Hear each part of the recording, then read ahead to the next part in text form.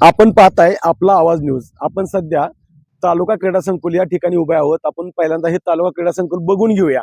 खरं तर या ठिकाणी शासनाची ही मालमत्ता आहे आणि या शासनाच्या मालमत्तेवर 26 डिसेंबर रोजी एक स्वराज करिअर अकॅडमी आहे, जी खाजगी अकॅडमी आहे. त्यांनी एक महाडेमो जे भरतीपूर्व प्रशिक्षण असतं तो महाडेमो घेतला होता आणि या महाडेमोच्या दिवशी इथं हजारो मुलं दाखल झाले होते आणि या हजारो मुलांनी या ठिकाणी महाडेमोच्या माध्यमातून एक भरतीपूर्व परीक्षा दिली गेली.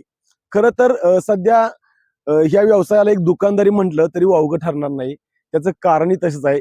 या ज्या अकॅडमी आहेत त्यांच्याकडे कोणत्या अशा परवानगी आहेत की तिथं हजारो मुलं किंवा शेकडो मुलं तिथं वास्तव्यासाठी आहेत, मुली आहेत आणि या अकॅडमीच्या माध्यमातून त्यांना भरतीपूर्व प्रशिक्षण दिलं जातं, त्यांचा अभ्यास घेतला जातो, अभ्यासिका तिथं चालवली जाते आणि हे सगळं करत असताना त्यांच्याकडून पहिल्यांदा भरमसाठ फी भरून घेतली जाते.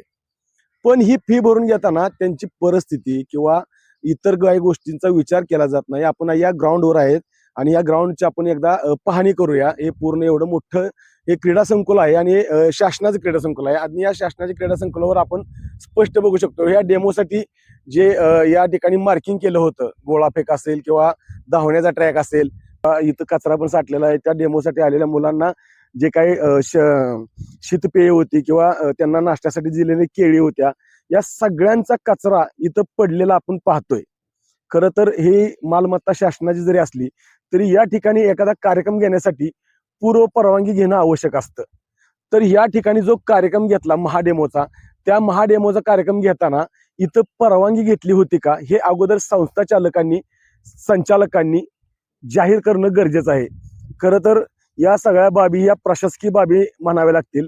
कारण ज्या वेळेला एखाद्या शासकीय जागेत एखादा कार्यक्रम घ्यायचा म्हणलं तर परवानगी आवश्यक आहे. आपली ग्राउंड आहे. आपण हे दहिवडीमध्ये नगरपंचायत आहे. एखादा फ्लेक्स बोर्ड लावायचा म्हटलं तर दहिवडी शहराच्या नगरपंचायतीचा परवाना, त्याचबरोबर पोलीस यंत्रणाचा परवाना आणि त्याची मुदत, ही सगळी गोष्ट पूर्तता केल्याशिवाय फ्लेक्स लावायला परवानगी मिळत नाही. मग इथं हजारो मुलं एकत्र जमा केली जातात कशी? त्यासाठी त्यांनी कोणता परवाना काढला होता आणि त्यांना परवाना काढला असेल तर तो त्यांनी जाहीर करावा. या ठिकाणी जी डेमो झाला त्या डेमोच्या दिवशी सकाळी एक दुर्घटना घडली आणि ही दुर्घटना काय होती तर या डेमोसाठी आलेल्या एका विद्यार्थ्याला अमानुष मारहाण झाली. त्याच्या अंगावरती पीव्हीसी पाईप, जी प्लास्टिकची पाईप अतिशय म्हणजे त्वेषानं मारण्यात आले आणि ती पाईप तुटली. याबाबतचा व्हिडिओ देखील एक प्रसारित झाला, सोशल मीडियावरती झाला.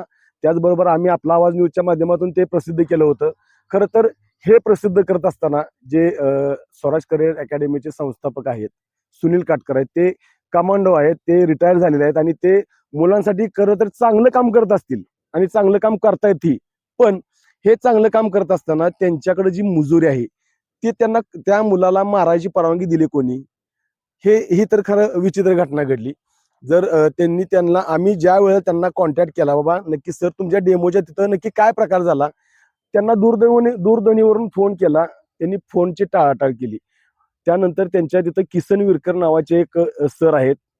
ह्या सरांनाही आम्ही फोनवरून विचारणा केली तर त्यांनी सांगितलं मी चौकशी करतो.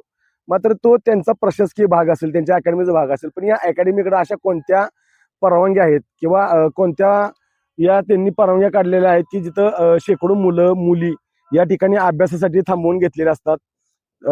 आणि त्याचबरोबर त्या ठिकाणी जे शिक्षक असतील त्यांचे, त्या अकॅडमीच्या माध्यमातून शिकवणारे, या शिक्षकांची शैक्षणिक पात्रता काय, त्यांनी कुठं प्रशिक्षण घेतलं होतं आणि त्यांच्या प्रशिक्षणाचे सर्टिफिकेट त्यांच्याकडे आहेत का, ही जर त्यांनी जाहीर करणं आवश्यकच आहे.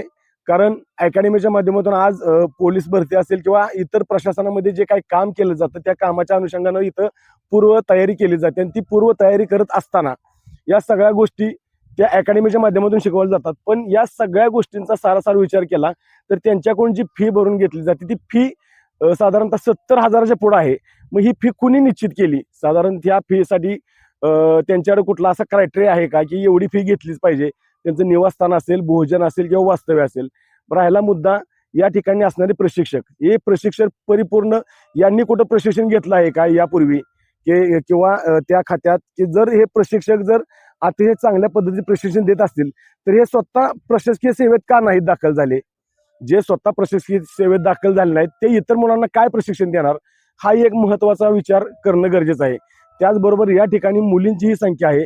मुली इथं राहण्यासाठी आहेत, पण ज्या ठिकाणी मुली राहण्यासाठी आहेत त्या ठिकाणी त्यांची स्वतंत्र व्यवस्था आहे का, तिथं लेडीज लेक्चर आहे का, किंवा शिकवण्यासाठी लेडीज स्टाफ आहे का.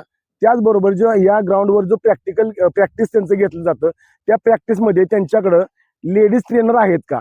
अनेक त्या सुनील काटकरांच्या अनेक ज्या रील्स बघितल्या सोशल मीडियावरती, इन्स्टा एक ॲप आहे त्या ॲपवरती, तर स्वतः सुनील काटकर त्या मुलींना प्रशिक्षण देत असतात. ठीक आहे, गुरु हा आदर्शस्थानी असतो हे मान्य आहे, पण त्या ठिकाणी त्यांच्या अकॅडमीच्या माध्यमातून लेडीज ट्रेनर असणं आवश्यक आहे.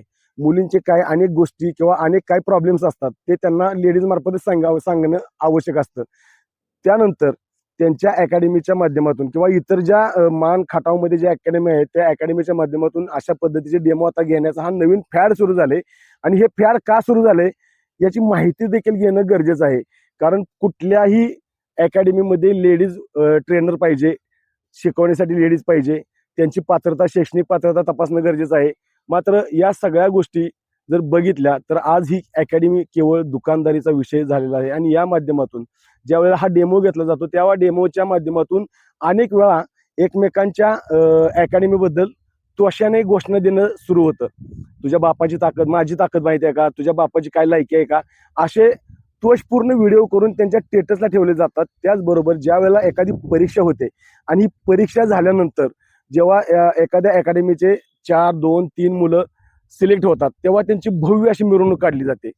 हे कायद्यात बसणारी गोष्ट आहे का. ठीक आहे, आनंद साजरा करा, पण त्या आनंदाला गालबोट लागू देऊ नका. रस्त्यावरती तुम्ही डीजे लावता, डीजे लावून त्या मुलांना उचलून घेता, ट्रॅफिक जाम होतं, त्यावेळेला पोलीस यंत्रणाही दुर्लक्ष करते. खरं तर या गोष्टी चुकीच्या आहेत. जर एखाद्या अकॅडमीच्या ठिकाणी 4 मुलं सिलेक्शन झाले असतील तर त्या अकॅडमीला परीक्षेत किती मुलं बसली होती याचा विचार संस्था चालकांनी करावा.